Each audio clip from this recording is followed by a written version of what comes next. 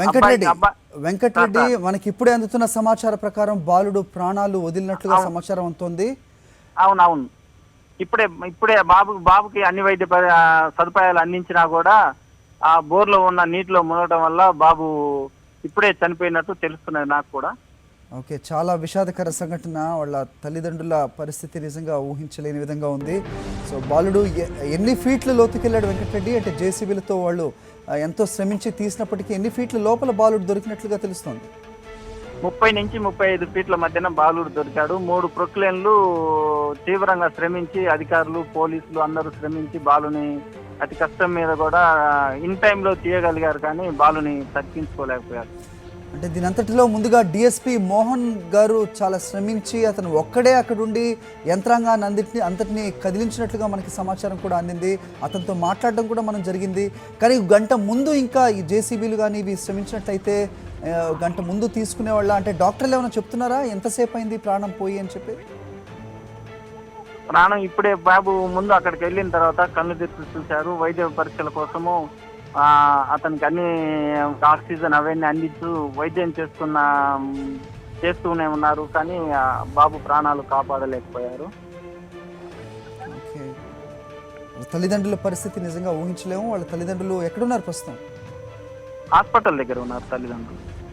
అందరూ మీడియా తల్లిదండ్రులు అందరూ కూడా హాస్పిటల్ దగ్గరికి, అందరూ ఆ బాబు బతుకుతాడేమన్న ఆదుర్తతోటి అక్కడ ఉన్న ప్రజలు జనం అందరూ కూడా కలిసి తీసుకుని హాస్పిటల్కి వెళ్ళారు. హాస్పిటల్ దగ్గర పెద్ద ఎత్తున జనం అంతా గుమ్మికూడి ఆ బాబు బ్రతకాలని ప్రార్థనలు చేస్తున్నారు దేవుళ్ళందరూ కూడా, కానీ పాపం ఆ బాబు బ్రతకలేదు. వెంకటరెడ్డి, మీరు ఈ సంఘటన జరిగిన తర్వాత అక్కడే ఆ స్పాట్ దగ్గరే ఉన్నారు. బాబుని బయటికి తీసిన తర్వాత పరిస్థితి ఏ విధంగా ఉండింది? నీళ్లలో తడిసినట్టుగా ఉందా మొత్తం శరీరం? బాబుని ఆ ఓల్లోంచి తీసిన తర్వాత 35 ఫీట్లు జేసీబీలతో తీసిన తర్వాత ఒక బొక్క పెట్టి ఆ బాబుని సమాంతరంగా గోయి తీసి ఒక బొక్క పెట్టి బాబుని బయటికి తీయడం జరిగింది. ఆ బాబుని తీసిన తర్వాత వెంటనే ప్రాణం ఉన్నట్టుగా కన్ను తెరిచుండటంతో ప్రాణం ఉన్నట్టుగా గుర్తించి వెంటనే అక్కడ ఉన్న తీసిన వాళ్ళే ఎత్తుకొని 108 అంబులెన్స్ లో ఉరికి పరుగున వెళ్ళి 108 తీసుకొని అక్కడ ఉన్న వెహికల్ మొత్తం కూడా దారేయడం జరిగింది. అత్యవసరంగా ఆక్సిజన్ అవన్నీ పెట్టి కూడా చాలా ఇమ్మీడియట్ గా అర్జెంట్ గా వెళ్ళిపోయారు హాస్పిటల్కి. కానీ హాస్పిటల్కి పోయేంత వరకు కూడా పర్వాలేదు, బాగానే ఉన్నారు. హాస్పిటల్లో జాయిన్ అయ్యి వైద్య సౌకర్యాలు అందిస్తున్న టైంలో. ఓకే వెంకటరెడ్డి, మరో లైన్ లో మనకి డిఎస్పీ మోహన్ గారు ఫోన్ లైన్ లోకి మళ్ళీ అందుబాటులోకి వచ్చారు. ఒకసారి ఆయనతో కూడా మాట్లాడదాం. నమస్తే అండి మోహన్ కుమార్ గారు. నమస్తే అండి. నమస్తే సార్, నిజంగా విషాదకర సంఘటన, దుర్ఘటనే అని చివరిగా తేలింది. మొత్తానికి ఎంతో శ్రమించి బయటికి తీసినప్పుడు కూడా ప్రాణాలు మాత్రం కాపాడలేకపోయారని సమాచారం అందుతోంది. ఏ విధంగా చూస్తున్నారు సార్? యాక్చువల్లీ అది మేము బాలునికి ఎటువంటి గాయాలు కాకుండా మా రెస్క్యూ ఆపరేషన్ తోని బయటికి తీయగలిగాం. కాకపోతే ఎందుకంటే అందులో వాటర్ ఉండడం వల్ల బాలుడు మొత్తం లోపల ఊపిరితిత్తులు అందులోకి వాటర్ చేరి అది చావుకు అవి కారణమైనవి మేము అనుకుంటున్నాం. డాక్టర్ ఇంత ముందే డిక్లేర్ చేశారు చనిపోయారని. మోహన్ గారు, అంటే బయటికి తీసినప్పుడు కొన ప్రాణాలతో ఉన్నాడనే సమాచారమే అందింది మనకి. మీరు కూడా స్పాట్ లోనే ఉన్నారు. ఏ విధంగా ఉండిందండి బాలుడి పరిస్థితి బయటికి తీసిన వెంటనే? మేము బయటికి తీసిన వెంటనే ఇమ్మీడియట్ బాలుడు అతని ముక్కు నుండి వెళ్ళి నీరు కారడం అబ్జర్వ్ చేశాను. ప్లస్ ఇంకొకటి ఎందుకంటే బాలుడు అప్పటికే కొన ఊరితో ఉన్నట్టు ఎలా తెలుస్తుంది అంటే ఆ కళ్ళు అనేది కనురెప్పలు కదులుతూనే ఉన్నాయి. దాన్ని బట్టి మేము అతను కొన ఊపిరితోనే ఉన్నామని చెప్పేసి ఇమీడియట్ నాగార్జున సాగర్ కమలా నెహ్రూ హాస్పిటల్ కు షిఫ్ట్ చేయడం జరిగింది. ఇక్కడికి వచ్చిన తర్వాత కొద్దిసేపు ట్రీట్మెంట్ చేసి జస్ట్ ఇంత ముందు ఒక 2-3 minutes బ్యాక్ డిక్లేర్ చేశారు. అంబులెన్స్ లో మనకి సరైన పరికరాలు ఇన్స్ట్రుమెంట్స్ ఉంటాయండి ఆక్సిజన్ అందించడానికి? కానీ ఉన్నాయండి అంబులెన్స్ లో. యాక్చువల్లీ అప్పటి వరకే అక్కడ ఆల్రెడీ బోర్బావిలో పడ్డారని తెలిసిన తర్వాత చాలా అంబులెన్స్ వచ్చాయి. మెడికల్ స్టాఫ్ వాళ్ళు ఉన్నారు, హెల్త్ వీళ్ళందరూ ఉన్నారు. వెలికితోనే అక్కడికి వచ్చారు. వచ్చిన తర్వాత ఆక్సిజన్ సిలిండర్ ఇవన్నీ పెట్టేసి ఇక్కడికి రావడం జరిగింది. ఎటువంటి డిలే లేకుండా మాక్సిమం ఫుల్ ఎఫర్ట్స్ మేము పెట్టగలిగాము. ఈవెన్ అంబులెన్స్ కూడా పైలటింగ్ చేస్తూ ఎటువంటి ట్రాఫిక్ గానీ దానికి డిస్టర్బెన్స్ కాకుండా చూసాము.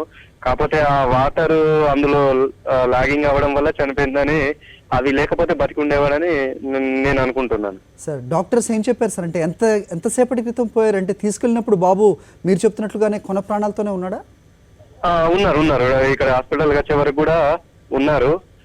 ట్రీట్మెంట్ చేస్తే బాడీ ట్రీట్మెంట్ కు సహకరించలేదని చెప్పేసి డాక్టర్స్ చెప్పడం జరిగింది. సార్, అంటే మీరు ఒక్కరై ఉండి నిజంగా యంత్రాంగాన్ని అంతని అక్కడ కదిలించినప్పటికీ నిజంగా సంఘటన మాత్రం దురదృష్టకరంగానే మనకి మిగిలిందండి. సో ఇలాంటి ఈ జరగకుండా నిజంగా ఈ బోరుబావులు ఏవైతే తీసారో వీటిని వెంటనే పూడ్చివేయటం మాత్రం నిజంగా ఎంతో అవసరం. సో మీ శ్రమకి, మీరు పడ్డ శ్రమకి, మీరు ప్రయత్నించిన దానికి నిజంగా సాక్షి థ్యాంక్ యూ చెప్తుంది సార్. కానీ నిజంగా సంఘటన చూస్తే చివరికి విషాదాంతంగానే ముగిసింది.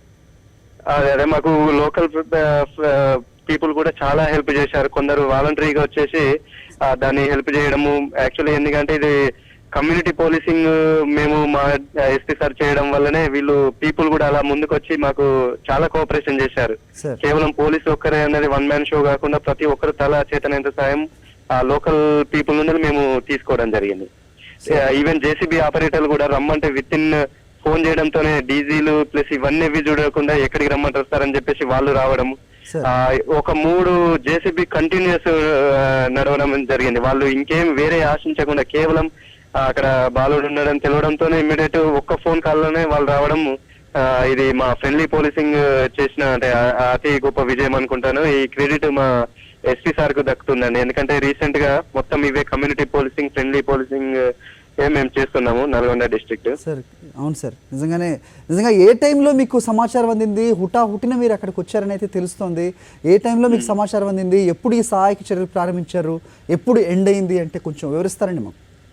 తప్పకుండా అండి. మాకు యాక్చువల్లీ బాలుడు రమారమి 2 o'clock మధ్యాహ్నం 2ంటికి పడినట్టు తెలుస్తుంది. మాకు 2:10, 2:15 వచ్చేసరికి విత్ ఇన్ 15 minutes లో ఫస్ట్ ఎస్ఐ పెదవూర రావడం జరిగింది. అతను వచ్చిన ఒక హాఫ్ అన్ అవర్ లోపు నేను, సిఐ హాలియా మేమందరం రావడం జరిగింది. వచ్చిన తర్వాత ఇమ్మీడియట్ మేము మిషనరీస్ అన్నిటిని పిలిపించుకున్నాము. ఏదైతే అంబులెన్స్ అయితే 188 ప్రతి ఒక్కటి పోలీసు వాళ్ళ కాల్స్ ద్వారానే వెళ్ళింది. 188 కానీ, మిషనరీస్ కానీ, ఇంకా ఫైర్ కానీ ప్రతి డిపార్ట్మెంట్ నుండి మేమే అక్కడ ఉండి పిలవడం జరిగిన తర్వాత ఒక 2:30 నుండి ఒక 4 hours ఇది ఆపరేషన్ జరిగిందండి. 4 hours అయిన తర్వాత యాక్చువల్లీ ఇంకా ముందే అయి ఉండేది. కాకపోతే 20 feet తర్వాత రాక్ వచ్చింది, అది గట్టి భూమి వచ్చింది. అది తీయడంలో కొంచెం ఈ జేసీబీలు వాటికి సరిపోలేదు, వాటి ఎనర్జీ సరిపోకపోయేసరికి కొంచెం కష్టమైంది. లేదంటే ఇంకొక 1 hour ముందే మేము తీయగలిగే వాళ్ళం. కరెక్టే సార్. నిజంగా చాలా థ్యాంక్స్ అండి మీరు పడ్డ శ్రమకి, మీరు ప్రయత్నించిన దానికి. కానీ నిజంగా బాలుండి అయితే ప్రాణాలతోటి బయటకైతే తీయలేకపోయాం. Thank you sir. Thanks phone లైన్లోకి వచ్చినందుకు.